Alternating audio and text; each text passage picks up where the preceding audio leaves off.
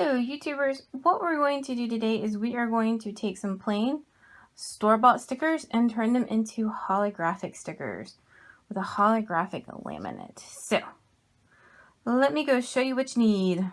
Alright, so what you're going to need is some plain old stickers. These are just plain stickers. I got them off of Amazon. My best friend, her little girl, loves Stitch, so it's a whole set of stickers. So you're usually going to need some plain stickers. You could also look at any of the craft stores, Hobby Lobby, Joann's, Michael's, any of those for craft stickers. You could also make them. We might do that in another video. You could print and cut and make your own stickers as well. So you're going to need some stickers. And then we are going to use adhesive laminate that's sparkly. Now, I got one of the smaller sets on Amazon. There is any number of sticker laminates on the market. This is just what I got because it was the cheapest set on Amazon that I found at the time. You get 10 sheets for $11, $12, somewhere around in there. You get 5 of each kind. So you see, this one is just a little sparkly one, and then this one's got a bigger sparkle. Now, there are different patterns, different kinds, different colors, but all you need is just a transparent laminate sheet. There's also waterproofing sheets as well, if you wanted to do that. And this is not waterproofing, what we're going to do today, but because it's kind of got like a shiny finish to it, it is going to make them a little bit more durable to grubby hands. So like on a water bottle than a plain sticker would, than if I just put this without the laminate on it. It's not waterproof. Eventually you'll have problems, but it is going to make it a little bit more durable if it's touched a lot than just the sticker by itself. But any kind of laminate will work. And then we're going to use the good old Pixscan Mat to do this. Now, basically what the Pixscan Mat is a print and cut mat. You can see the marks without having to print them. So if you hate print and cut and everything that comes with it, this may not be the craft for you. If you really do hate print and cut, you might want to try this just because you don't have to print the marks. The marks are already here. So it's guaranteed that the computer is going to be able to read them. Where if you print them, sometimes they get in the wrong spots, blah, blah, blah. So it's a print and cut activity with the Pixscan Mat, basically. So, and then you're probably going to want a scraper of some kind. And we're going to use the Silhouette Cameo to do this. So you're also going to need a phone to take a picture of this. You're going to need a phone or a camera or a scanner. I'd recommend an older phone. And I'll tell you why in a minute. So let's get started. All right. So what I did, because our stickers have a white offset around them, as I put this piece of black paper here. The reason why is we're going to have to trace it, and it's much easier for the computer to trace a high contrast area than it would be trying to get the computer to trace white on white. So I would recommend, this mat is sticky, inside the square is sticky. So I'd recommend a contrast to whatever your stickers are. So that's first thing. All right, so we picked our stickers that we want. Now you could put a bigger piece of paper, you could put more stickers on here. That's all up to you. I'm just trying to keep this a little simple here. So what I do is then just put the sticker on top of our laminate and cut out a box.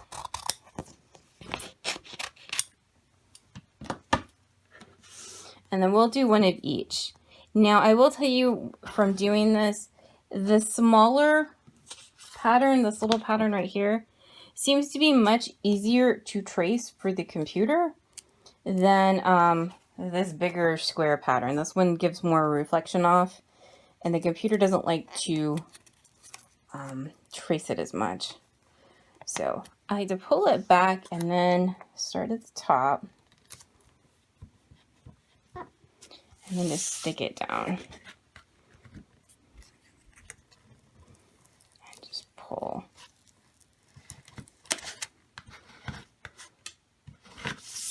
And that way you don't get any air bubbles.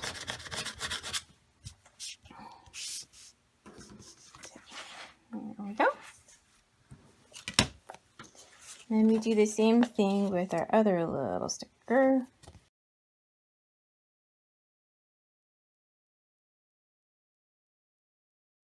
All right, so what we're going to do now is we're going to take a picture with our phone. What you want to do is make sure that you get the entire mat in your picture. You also want to take your camera and make sure it's straight up and down. So don't take it at an angle and try not to get any shadows in it. That's just going to cause you problems. And the other thing I wanted to show you, I have two phones. I have my iPhone 6 and I have an iPhone 13. We're doing this and we're taking pictures with my iPhone 6. There's a couple of reasons why. Calibration profile for an iPhone 6 is already in the software. The 13 is not. I would imagine eventually down the road it will come. But since it's relatively a new phone, they haven't done it yet. Two, it doesn't take as crisp of a picture, which makes it a little easier to trace. I know that sounds odd, but with the holographic in it, the fuzziness of this camera makes it a little bit easier to trace in my experience. So we're going to use my older phone for this instead of the new one. And I'll show you the picture I do take, but just make sure that it's straight up and down, not at an angle, and it's close enough that it has as little extra area in there as possible, but it does include all of your mat. So, and then we'll go over to the computer. All right, so this is the picture that I took. I just wanted to show it to you real quick. So see, we have the whole entire mat in the picture, and then there's as little areas I can get around it. And there's no shadow except this one down here. And then you're going to try to make sure you have as little reflection around your sticker as possible. And that's why I like the smaller one better. See, there's more reflection here. So now what we're going to do, and also take multiple pictures. That way, if the software cops an attitude and tells you it can't read one or something like that, you're not turning around and having to go and get up and go take more pictures and blah, blah, blah. So we're going to come over here to the Pix button and see it says Open Pixscan. And we're going to import image from file. These are all my little ones I've done today. So we're going to import, and it's going to figure it out. And see it says calibration, Apple iPhone 6, and there they are. And when it does come in, it does kind of bog it down for a minute. So don't go clicking everything right away. This bogs down the software for a second. But see, that's the only thing that's imported is that now you have a Pixscan Mat. So your regular mat's gone, it's just this Pixscan Mat. But we don't have any cut lines. So what we need to do is trace. And the trace is the butterfly over here. And we're going to trace selected area. And this is the part where I tell you I don't actually really know how to trace very well in the software. I kind of move things around until I get what I want. And what I want is that white offset to have a clean line around it. We got one little thing up here, so we're going to increase the threshold and see if we can get it to be a little bit cleaner. So that looks good, but see how I've got a clean line? And that's the other reason, remember I told you we put that white sticker on this black cardstock, was to help get this clean line, because it would have been much harder to get this white outline on that white mat. So we're going to trace. And what it did is it put in 8 million cut lines, which we don't really want all of them. We just want this one around the white outline.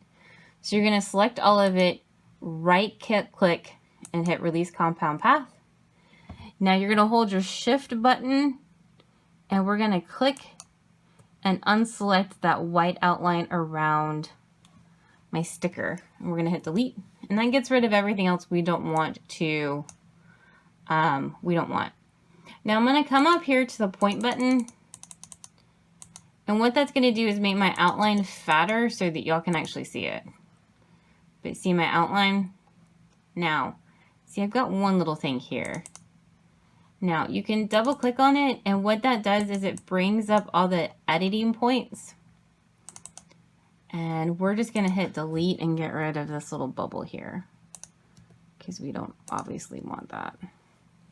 Now the other thing I will tell you is if you double click and you have like a bunch of little dots, these aren't so bad, but if you have a bunch of little dots right close together, What's going to happen is when it goes through the machine, like up here maybe, if you have a bunch of them, when it goes through the machine's going to get bogged down a bit, and it's going to sound really weird. It's fine, and it's going to cut really slow for a second, because at every one of these points, the machine's trying to turn, and so sometimes it gets a little confused if you have a bunch of editing points. Nothing's wrong with it, but it will definitely sound weird. And that also is true for like fonts or designs. If they sound weird and they're cutting a little weird, that could be why. So we will repeat over here.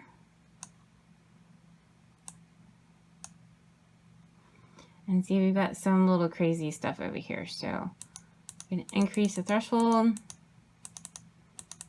and see if we can get rid of any of it.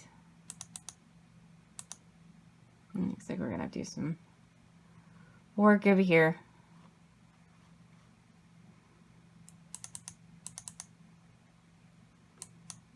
Oh.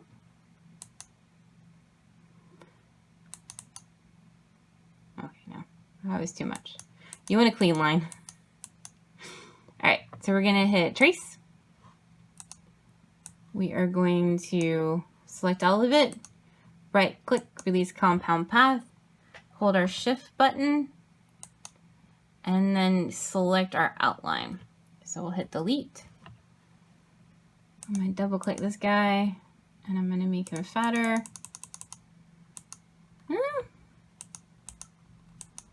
Alrighty. So we're going to double click and kind of clean up some of this. I just normally hit delete. Now see, this kind of got a little bit flat. So you can say make curve and come and pull this handle out. Make it a little curvier if you want to. So I'm just hitting my delete button on my keyboard. Now, this is kind of winging it, totally be honest. If you need something that's much more perfect, I would go take another picture, one with less reflection, if you need something to be really, really perfect. Also, if you need something to be really, really perfect, this may not be the thing for you. More than likely, this isn't going to cut absolutely perfect. It'll be a little bit off. Because you got a lot of variables in here. So, it won't be like massively off, like cutting in the middle of the sticker, but it'll be a little hair up and off. That just seems to be the way the Pixscan kind of goes most times for me. But close enough. So, those are our little stickers, and these are our cut lines.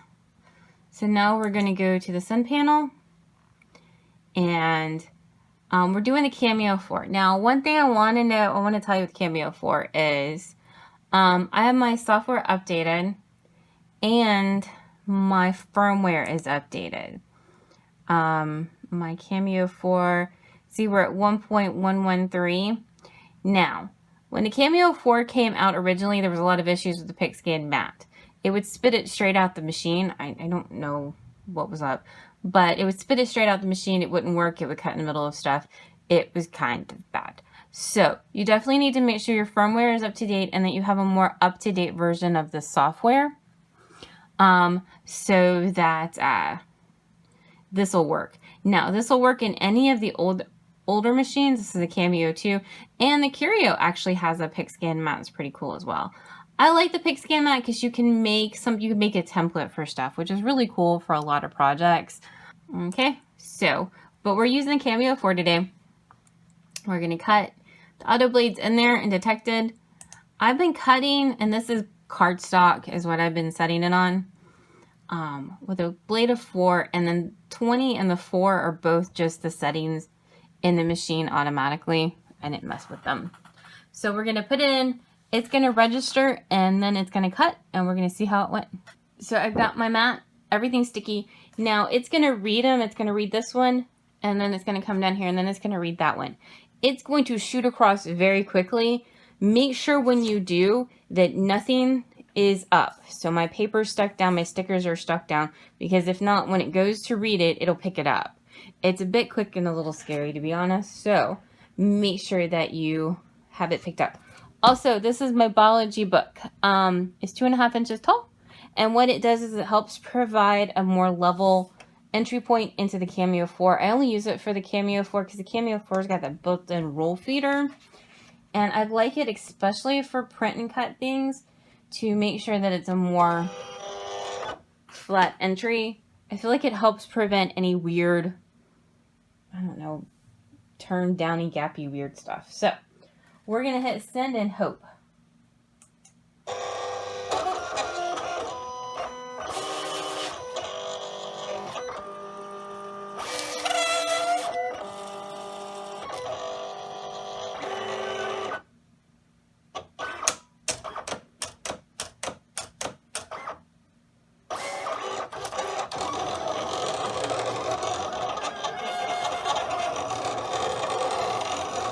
Alrighty, so before you take the mat out, you're going to want to pick it up and make sure that it's cut all the way through.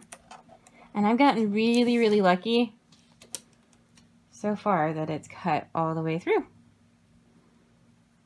If it doesn't for you, you can send it back through. Go increase either the force. I would recommend increasing the force first before you increase the blade. So increase the force and send it back through again if it didn't cut for you. This isn't a new blade. It's been in here for a while. I don't use it that often, but it's not a brand new blade, so it has worked pretty well today. So, alrighty. So there we go.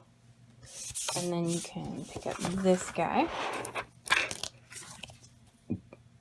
And this is what I mean. See, I always end up with a little white left over. I have every one I've done today. They're not absolutely, 100% perfect. They're just not. But they're really, really close. Nobody's really going to notice unless they're just being difficult.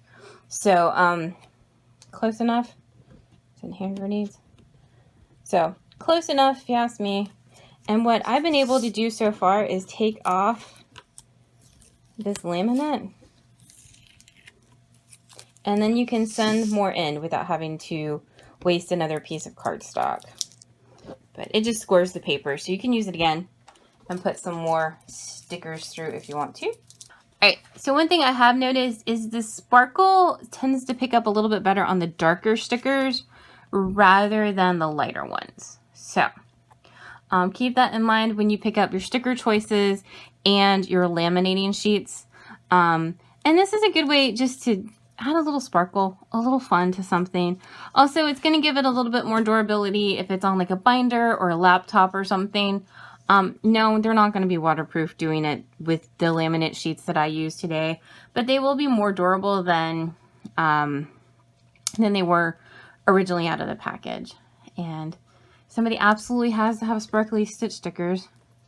You now can do it. So if you have any questions, let me know down in the comments.